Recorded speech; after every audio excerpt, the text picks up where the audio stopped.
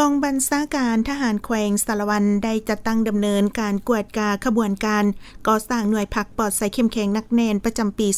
2025 จำนวน 47 หน่วยพักที่ขึ้นกับกองบัญชาการทหารแขวงสารวัตรภายใต้การชี้นำและเข้าร่วมของสหายพันเอกวิไลพิมพ์วงศ์คณะประจำพักกองบัญชาการหัวหน้าห้องการเมืองกองบัญชาการทหารแขวงสารวัตรมีสหายพันโทหุ่มพันธ์ทักขิน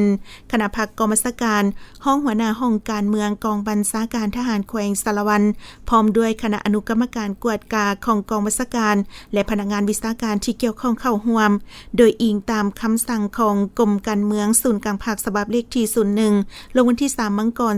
2018 ว่าด้วยการเพิ่มทวีการก่อสร้างหน่วยพักปลอดภัยเข้มแข็งนักแน่นจุดประสงค์ก็เพื่อเห็นให้การก่อสร้างหน่วยพักปลอดภัยเข้มแข็งนักแน่นดำเนินไปอย่างถูกต้องเป็นเอกภาพในทั่วพักรับประกันให้มีการนำพาชี้นำอย่างใกล้ชิดจากคณะพักแต่ละขั้น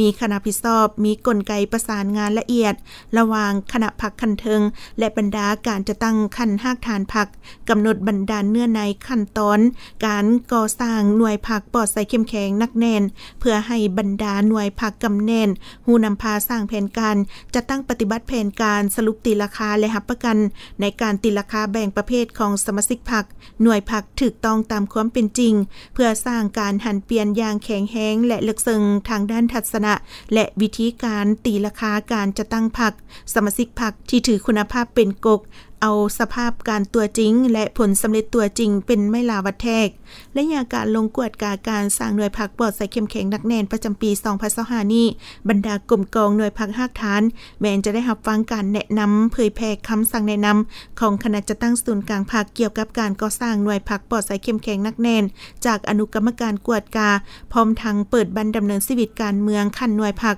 เพื่อเป็นการสรุปตีราคาคืนการจะตั้งปฏิบัติหน้าที่เวียกงานของหน่วยพักระยะผ่านมาถือเอาบันดำเนินชีวิตการเมืองเป็นบอนศึกษาอมหมการเมืองนำพาแนวคิดให้สมาชิกพรรคภายในหน่วยแลกเปลี่ยนคำคิดคำเห็นตำหนิส่งข่าวก่อสร้างเสริงกันและกันสมาชิกพรรคแต่ละสหายแม้นจะได้ผ่านใบสำรวจตนเองพร้อมทั้งให้คะแนนแต่ละด้านและจัดประเภทตนเอง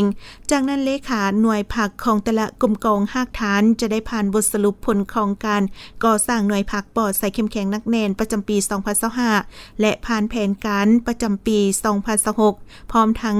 ยกบัตรประชาธิปไตยหำฮ้องเอาแผนการก่อสร้างหน่วยพักปลอดภัยเข้มแข็งนักแน่นประจำปี 2026